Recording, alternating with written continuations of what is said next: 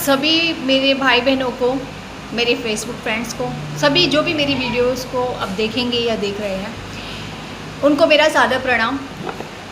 मैं शक्ति फाउंडेशन महिला सुरक्षा एवं जागरूकता संस्थान की राष्ट्रीय अध्यक्ष सरिता चौहान।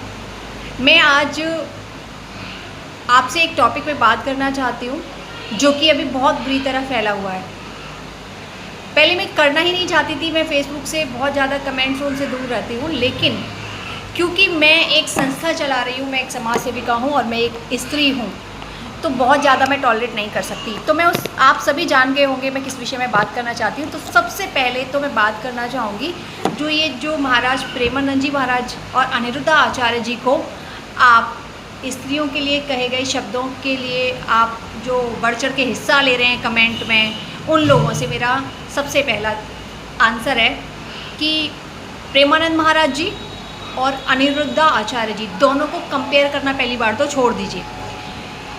प्रेमानंद महाराज जी महान आत्मा हैं, महात्मा हैं, जिन्होंने ब्रह्मचर्य का पालन किया है। बचपन से उन्होंने अपने आप को राधा रानी के, भगवान कृष्ण के समर्पित कर दिया, जिसने अपने गृहस्थ जीवन का त्याग किया है। तो वो एक महात्मा है, एक पवित्र आत्मा है और उनके साथ में दैवीय शक्ति जुड़ी हुई है, ठीक है। और अनिरुद्धा आचार्य जी एक कथावाचक हैं, गृहस्थ जीवन को भी जीते हैं। दोनों की विचारधाराएं, दोनों की लिविंग स्टाइल, दोनों के ही कथन में जमीन आसमान का फ़र्क है।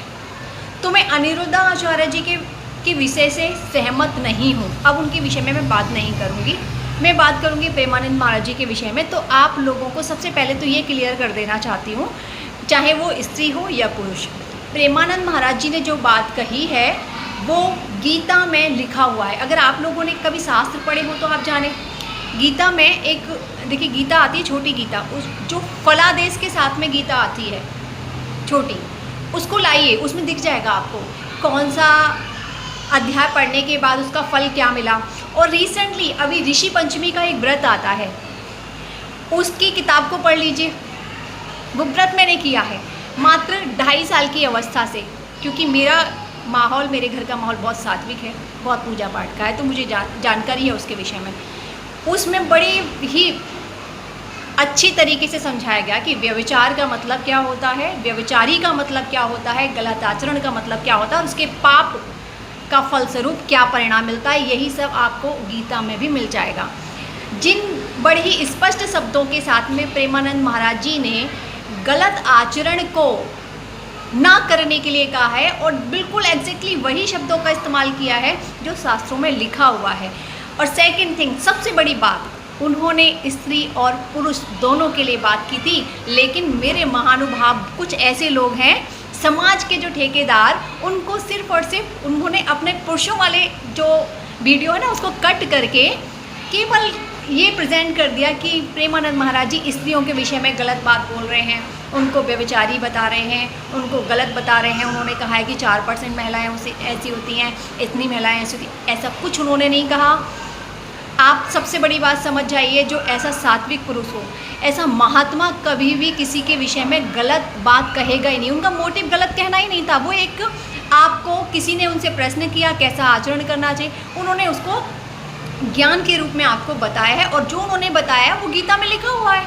वो ऋषि पंचमी के व्रत की कथा पढ़ लीजिए, उसमें लिखा, अनेक ऐसे शास्त्र हैं जिसमें लिखा हुआ है कि कोई भी पुरुष अगर अपनी स्त्री के अलावा किसी और से संबंध रखता है तो वो पाप का भागी होता है। कोई स्त्री अगर ऐसा कर रही है तो वो भी पाप की भागी होती है। डजंट मैटर, वो उनका कॉल है। तो सबसे पहली बात तो आप ये समझ लीजिए, कोई भी पुरुष और स्त्री अगर कुछ गलत आचरण कर रहा है तो वो खुद पाप का भागी बन रहा है ना। आप कौन होते हैं उसमें प्रेमानंद महाराज जी को घसीटने वाले? तो सबसे पहले तो आप ये अंतर स्पष्ट कर लीजिए। मेरी आपसे हाथ जोड़ के रिक्वेस्ट है, वो एक महान आत्मा है, पवित्र आत्मा, उनके विषय में गलत चीज़ें मत करिए, क्योंकि उन्होंने कुछ गलत नहीं कहा। उन्होंने जो कहा है वो लिखा हुआ है, उसको कैसे आपको स्वीकार करना है ये आपके ऊपर डिपेंड करता है ना। आप उस चीज़ को समझिए। अब उसको क्या से ले रहे हो? अब जो सोशल मीडिया पे लोग चीज़ों को गलत तरीके से पोर्ट्रेट करते हैं ना, वो समझ लीजिए। जो समझदार व्यक्ति होगा ना, कभी भी उस चीज़ को हवा ही नहीं देता और दोनों चीज़ों को समझता। लेकिन क्या है ना कि सनातनी का चोला पहनकर सनातन का ही पतन करने पे लगे हुए हैं कुछ लोग। तो मेरा कथन सिर्फ आज यही है कि आप प्रेमानंद जी महाराज जी को उस टॉपिक से बिल्कुल अलग कर दीजिए। उन्होंने जो कहा है बिल्कुल सही ढंग से कहा है। अगली वीडियो में मैं आपसे बात करने वाली हूँ उन पुरुषों से जो स्त्री जाति को गलत कहते हैं।